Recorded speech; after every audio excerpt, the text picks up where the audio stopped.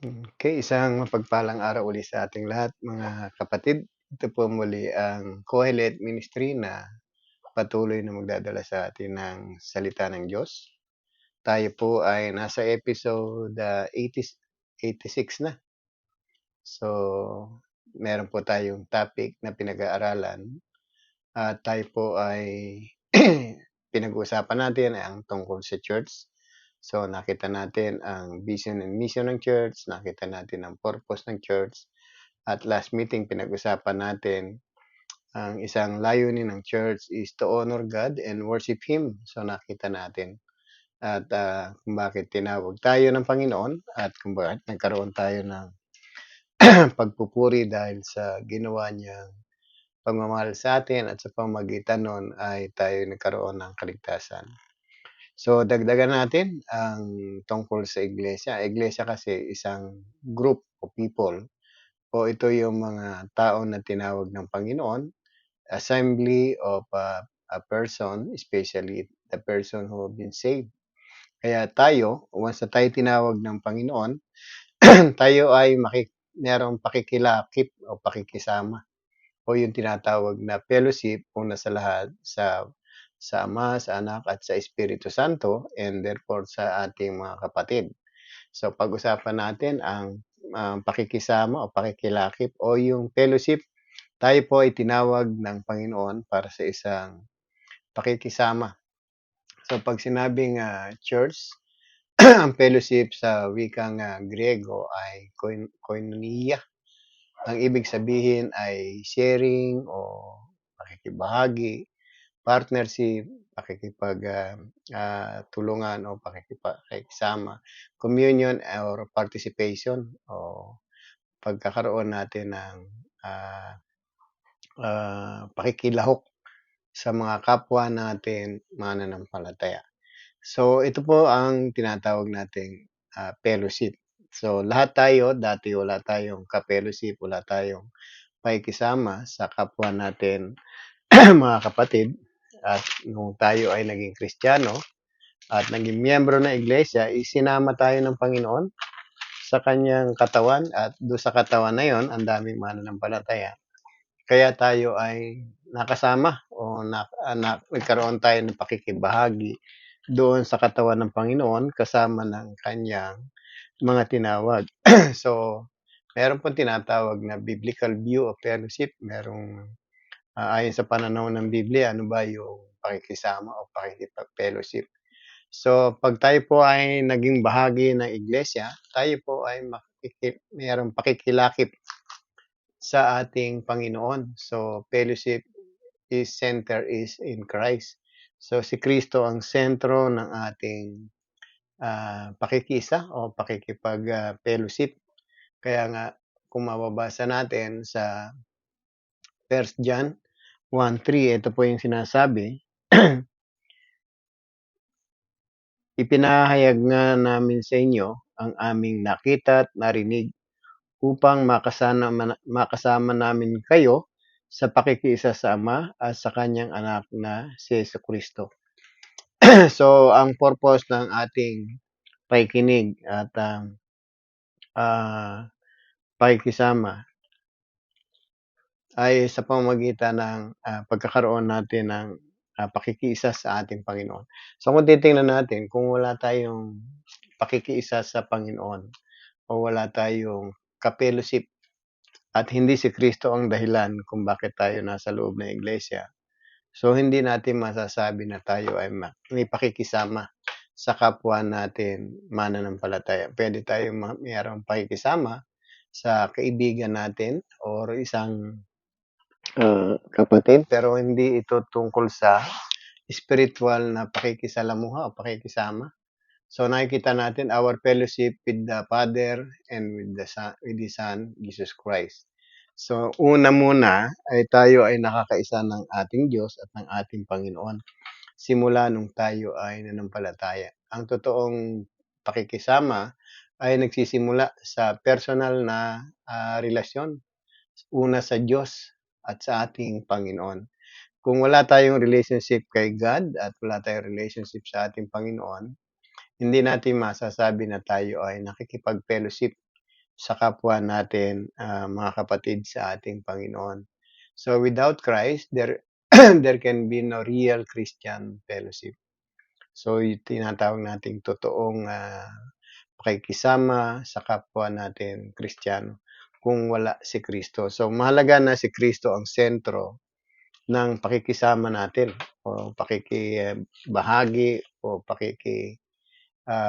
pagkaisa natin sa kapwa natin mananampalataya. Ito nga yung iglesia o yung church. So nung tayo ay idinagdag sa mga kapwa nating Kristiyano, nagsimula yan nung tayo ay nabautismuhan, nung nagsimula yan nung tayo ay tumanggap sa ating Panginoon. Kaya nga yung mga nabautismuhan, idinadagdag niya sa kanyang katawan na itinuturing ng Panginoon. Sabi nga sa Acts chapter 2 verse 47, dinadagdag ng Diyos sa kanila ang mga inililigtas. So, ibig sabihin, ito yung mga taong nagkaroon din ng kaligtasan dahil sa pakikilakip natin o pakikiisa natin sa ating Panginoon at higit sa lahat sa Diyos na nagsugo sa ating Panginoon. Kaya nga mahalaga po yung totoong fellowship. Sabi nga, kung wala si Kristo, walang totoong Christian fellowship o walang totoong samahan ng mga Kristiyano.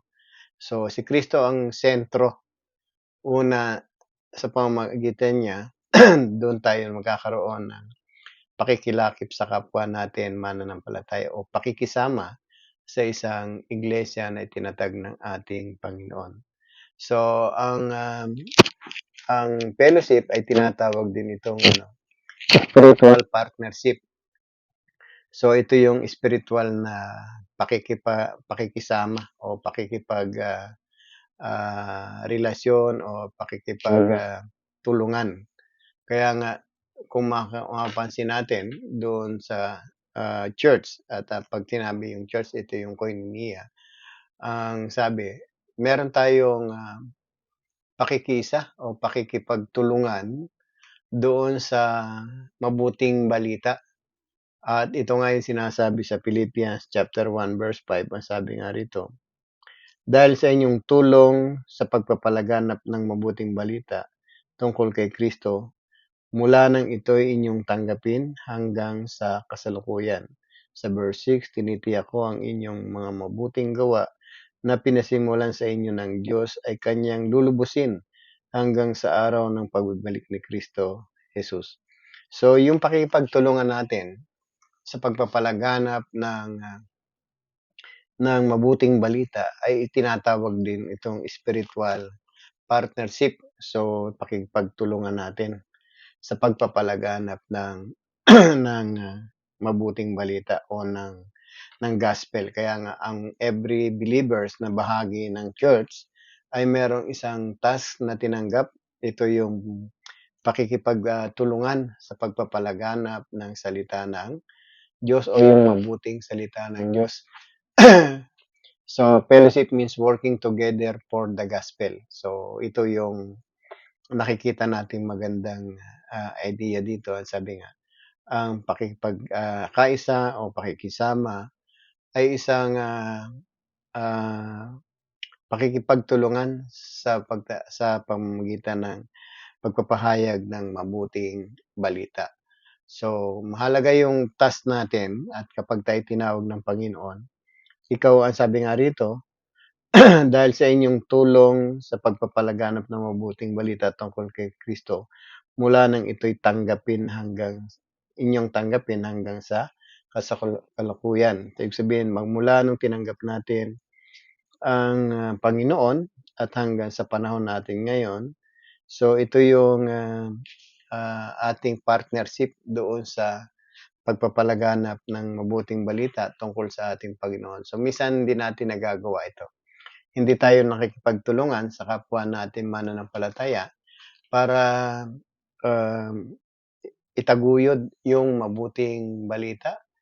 Ang sabi nga, fellowship means working together for the gospel. It is not just a social interaction, but cooperation in God's mission. Hindi lamang ito pakikipag-sosyalan o pakikisama o hindi lamang ito pakikipagtulungan sa ibang bagay, kundi para makipag-cooperate doon sa mission ng ating Diyos. Kaya nga 'pag sinabing Christian fellowship, ang usapin dito ay mga bagay na tungkol sa mission, tungkol sa ating Panginoon o yung pagsasama-sama natin, tungkol sa, pagtataguyod ng mabuting balita. Kaya maganda itong, kapag tayo ay naging Kristiyano, alam natin ngayon na kung bakit tayo tinawag ng Panginoon para magkaroon tayo ng pakikipagtulungan sa pagtataguyod ng mabuting balita o yung tinatawag na, pakikipag-cooperate sa God's mission. Kaya nga tayo, kung meron tayong kapatid na merong magandang agenda para ipalaganap yung salita ng Panginoon, so tayo po ay matututo magpalaganap din ng salita ng Diyos kapag meron tayong nakasalamuha o meron tayong nakita na mga kapatid natin na gumaganap ng kanilang tungkulin upang ipalaganap ang salita ng ating Panginoon. Kaya tayo man ay matututo rin ng ganitong gawain kapag tayo po ay nakipag-cooperate sa kanila. So, ang pakikiisa o pakikipag-fellowship involves yung bahagi o pagbabahagi rin ng mga bagay na kailangan ng ating mga kapatid. So, kung titingnan natin doon sa Acts chapter 2, nakalagay din doon, verse 42 and 44 to 45, ang sabi rito, sa 42, natili sila sa turo ng mga apostol, nagsama-sama bilang magkakapatid, nagpira-piraso ng tinapay at nananalangin. Sa 44, at nagsama-sama ang lahat ng sumasampalataya para sa lahat ng kanilang ari-arian. Ipinagbili nila ito at ang pinagbilan ay ipinamahagi sa lahat ng ayon sa pangailangan ng bawat isa. So, ito yung pag-share. So, kung natatandaan natin, itong naganap sa Jerusalem, yung unang natatagong iglesia. At dito nagkaroon ng pagsasama-sama, pagkakaroon ng fellowship. So, ang mga magkakapatid ay nagbahagi ng kanilang mga ari-arian. At ang sabi nga dito, pinagbili nila ang kanilang mga ari-arian at ang pinagbilhan ay pinamahagi sa lahat ayon sa pangailangan ng bawat isa. So, ang konteksto po ng Acts chapter 2, ito po yung unang nagkaroon ng malaking conversion. Imagine natin, 3,000 yung nadagdag sa kanila sa unang araw ng kanilang ang sabi nga rito, bawat araw. At imagine natin ang growth ng iglesia sa panahon na yon ay nangyari. Kaya nga yung mga nagpunta sa Jerusalem para umattend ng ng kapistahan ng Pentecostes. So ito yung mga nakapakinig ng mabuting balita na ipinahayag ng mga alagad at yung mga naniwala sa kanila. Sabi nga, nabautismuhan at yung mga nabautismuhan ay idinagdag sa kanila ng ating Panginoon. At ang sabi nga, idinagdag sa kanila ang mga inililigtas bawat araw. Kaya nga yung mga tao na nagkaroon ng pagkakataon maging bahagi ng katawan ng Panginoon, yung idinagdag sa kanila, naka-fellowship nila ito at nakasama nila ito. Kaya nga sa panahon na yun, biglang dami. So, wala silang pagkain o wala silang matutuluyan, especially. Kung titingnan natin, ito yung mga manlalakbay na nagpunta sa Jerusalem. So, ibig sabihin, nung lumaki ang church dahil sa pagpapalaganap ng salita ng Diyos ng mga alagad, biglang dami sila. Kaya nga yung nadagdag sa kanila, para bang ang taga-Jerusalem yung unang nagkaroon ng host. Sila yung naging host ngayon ng mga kapwa nila mananampalataya. Para bang kung titingnan natin, may dumayo sa kanilang lugar at yung mga naging Kristiyano ay sila ngayon yung kumalinga para may makain o ay sabi nga rito ayon sa pangangailangan ng bawat isa, kung ano man yung kailangan ng mga taong dumating doon para maka-fellowship nila o makasama nila at maging bahagi ng church.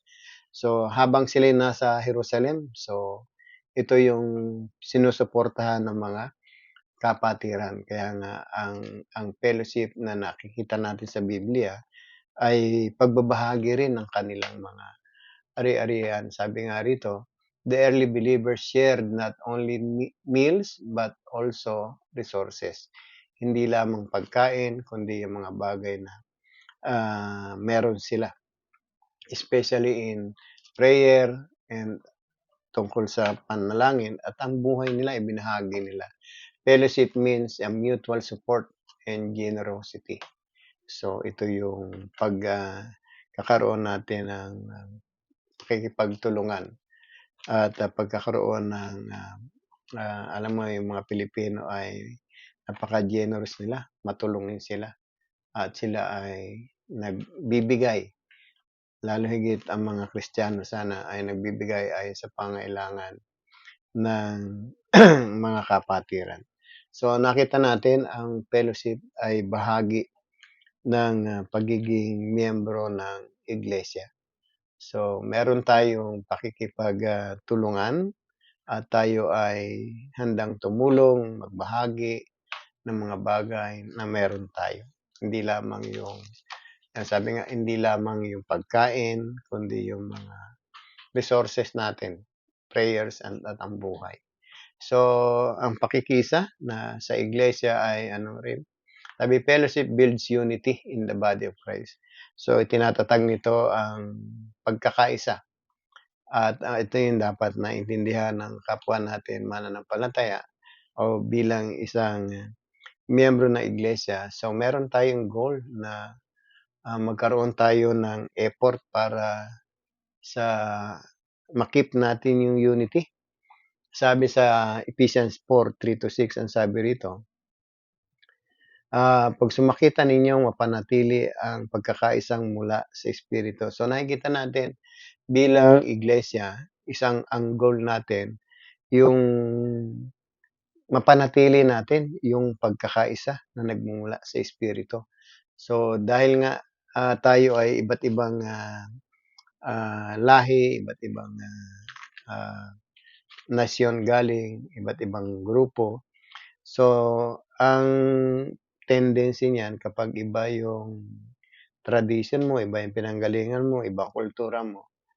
So, hindi tayo magkakatulad at hindi tayo nagkakaisa. Pero dahil sa banal na espiritu, magagawa natin yung bagay na yun. Kaya nga, ang nagbabahin sa atin pala, once na tayo naging miyembro ng katawan ng Panginoon, ay yung Espiritu ng Diyos at lahat tayo na naging bahagi ng kanyang iglesia o ng katawan ay meron tayong Espiritu at nakaisa natin, nakalakip natin, nakapellowship natin ang Espiritu. Kaya yun yung dahilan. Kaya ang bilin sa atin, pag sumakita ninyong mapanatili ang pagkakaisa mula sa Espiritu, sabi, sa pamamagitan ng buklod na kapayapaan. So, ibig sabihin ay yung tayo ay binubuklod ng Espiritu o pinagkakaisa tayo ng Espiritu at ng kapayapaan. Kaya nga, kung tayo po ay isang miyembro ng iglesia dahil sa ating pakikipag-fellowship, so nape-preserve natin yung unity kapag dumalo po tayo sa isang gawain o meron tayong mga bagay na ginagawa. So tayo po ay nakikipag kaisa at sa pamamagitan ng sabi nga, sa pamamagitan ng buklod ng kapayapaan. Sa verse 4, iisa lamang ang katawan, iisa rin ang espiritu. Gayon din naman, iisa lamang ang pag-asa ninyong lahat na dulot ng pagkatawag sa inyo ng Diyos. So kung titingnan natin, iisa lamang ang pag-asa ng iglesia. Pagtanda natin, tayo po ay ang tawag sa atin, mga hinirang o tinawag ng Diyos. Kaya nga tayo, kung meron tayong pag-asa, ay dahil ito sa pagiging bahagi natin ng iglesia o pakikipagkaisa sa ating kapwa mananampalataya. Sabi sa verse 6, isang Diyos at Ama nating lahat, siya'y higit sa lahat, gumagawa sa lahat, at sumasa lahat. So, yung pakikilakip natin sa iglesia o yung pakikisama natin, pakipag-fellowship natin, una sa ating Panginoon o sa Diyos at sa Espiritu, ang magiging dahilan niyan para mapanatili natin yung pagkakaisa kung tayo ay patuloy na nagsasubmit doon sa tumawag sa atin. Kaya nga, kung meron tayong pag-asa, ang sabi nga, iisa lamang ang pag-asa ninyong lahat na dulot ng pagkatawag sa inyo. So, ibig sabihin, ano ba yung pag-asa nating tinutukoy dito? Ito yung buhay na walang hanggan. Iisa lamang yan. Kaya nga, kung tayo ay tinawag ng Panginoon, naging bahagi tayo ng iglesia niya o ng church, tayo ay may pakikilakip, at once na tayo pakikisama o pakikilakip o pakipag-fellowship, so meron tayong iisang pag-asa tulad ng lahat. Kaya nga yung pag-asa na yan, ito yung ating minimiti pagdating ng takdang panahon. At ang sabi, iisa lamang, gayon din naman, iisa lamang ang inyong pag-asa, ninyong lahat na dulot ang pagkatawag sa inyong Diyos. May isa lamang Panginoon, isang pananampalataya, isang bautismo, isang Diyos at Ama na nating lahat. Siya'y higit sa lahat, gumagawa sa lahat, at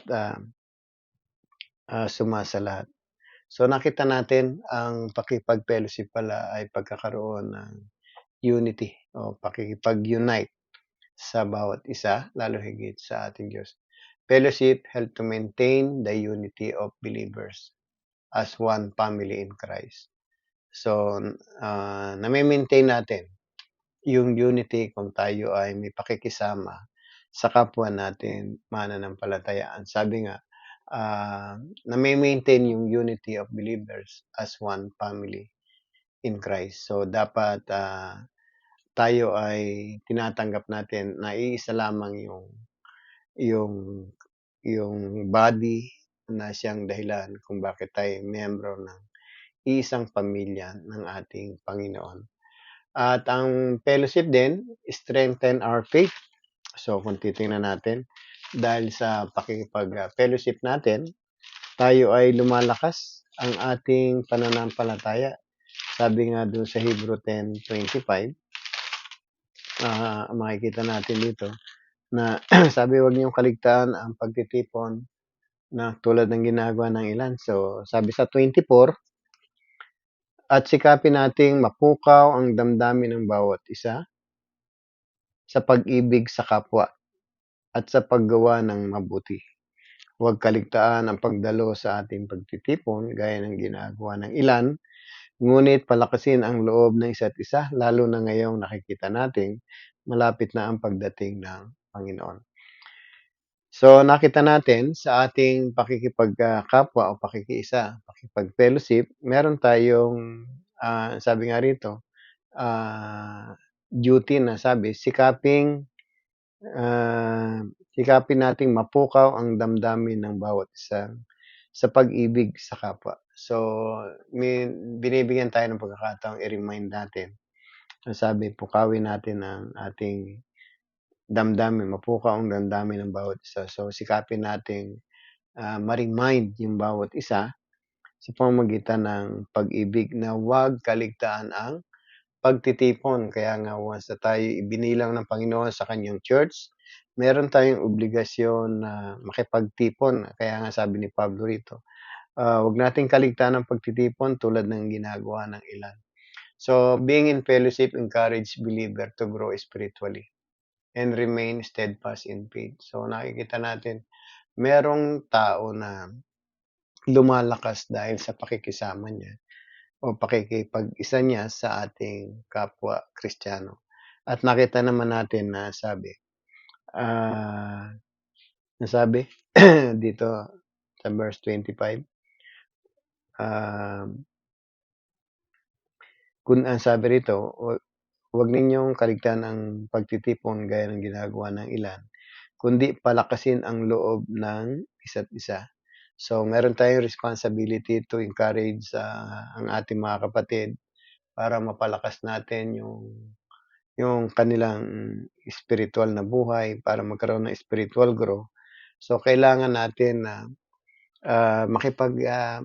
fellowship tayo o makipagkaisa tayo, meron tayong pakikisama sa ating kapwa ang kapatid. At higit sa lahat, may warning dito. Kaya nga ang sabi rito, lalo na ngayon, nakikita nating malapit na ang pagdating ng Panginoon. So, mahalaga yung mapalakas natin ating kapatid dahil sa pakikipagkapwa natin, pakikipag-fellowship natin. Kapag tayo po ay hindi ma-attend sa fellowship, nababiolate natin yung unity at hindi tayo nakikipag-partner sa kapwa nating Kristiyano at parang hindi si Kristo yung sentro ng ating pagiging miyembro ng church o sentro ng ating pananampalataya. Kapag tayo po ay umattend sa pagtitipon, napalalakas natin ang ating mga kapatid at higit sa lahat ang sabi, alam nating malapit na ang pagdating ng Panginoon. So, dapat madatnan tayo ng Panginoon na tayo ay bahagi ng iisang katawan ng Panginoon at lagi tayong active doon sa fellowship natin, sa pagiging bahagi ng iglesia o bahagi ng katawan. Kasi kapag tayo po ay naging inactive, yung wala tayong pakikilahok, wala tayong pakikisama, so later on na tayo ay manghihina at balang araw mamamatay yung ating pananampalataya sa ating Panginoon. So, being in fellowship encourage believer. So, na-encourage natin ang kapwa nating mga kapatid to grow spiritually. So, ang fellowship din ay nagpapahayag din ito. O sabi nga, nagpapakita rin ito na nare-reflect sa atin ang pag-ibig ng Diyos sa John 13 verse 34 to 35. Ang sabi rito, isang bagong utos ang ibinibigay ko sa inyo. Mag-ibigan kayo kung paano inibig ko kayo, gayon din naman, mag-ibigan kayo. Kung kayo'y mag-iibigan, makikilala ng lahat na tayo ay mga alagad. Kayo ay mga alagad ko. So kapag pala tayo ay nakikipag-fellowship o tinatanggap natin yung bagong utos na sinabi ng Panginoon na mag-ibigan tayo bilang magkakapatid, so tayo ay makikilala ng lahat na tayo alagad ng ating Panginoon. Isang sign pala ng isang followers ni Christ o ng isang miyembro ng katawan ng Panginoon ay yung mahalin natin ang ating kapwa. Sabi nga, by this anyone will know that you are disciples of Christ if you love one another. So, isang magandang utos ng Panginoon sa kanyang katawan, sa kanyang iglesia, na ang bilin niya mag-ibigan tayo. Genuine fellowship is built on love.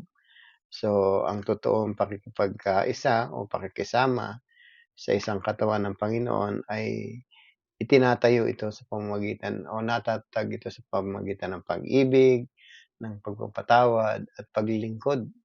At nakikita tayo ng sanlibutan na tayo ay sa ating Panginoon.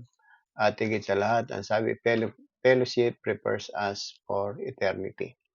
So, nakita natin yung pakikisalamuhan natin ay nagpapatunay na ito at nagpapakilala na pagdating sa langit, yung iba't ibang lahi ay kasama natin. At yung mapupunta sa langit ay merong pakikisama sa iba't ibang lahi o wika o ano man. So, nagpapakita ito o inihahanda tayo sa eternal na kalalagayan. So, kita yung mapapansin natin. Kung dito sa lupa ay hindi tayo marunong makipagkapwa o makipagkaisa sa kapwa nating mananampalataya, paano pagdating sa langit? Kaya nga ang mga nasa langit ay nagmula sa iba't ibang lahi o wika. Sila'y nasa harap ng trono ng Diyos. Kaya nga ang pakikipagkaisa dito sa lupa Kapag ikaw ay tinatakan ng Diyos, ng kanyang espiritu o nilinis ng kanyang dugo, ikaw ay bahagi ng isang katawan at meron kang pakikisama sa mga taong hindi natin kilala o hindi natin kalahi o hindi natin kawika. Ang sabi nga rito sa verse 9 ng Revelation 9 and 10, ang sabi nito, pagkatapos nito ay nakita ko napakaraming taong di kayang bilang ni numan. Sila ay mula sa bansa, lahi at wika, bayan at wika. Nakatayo sila sa harap ng trono ng kordero, nakadamit na puti at may hawak na palaspas.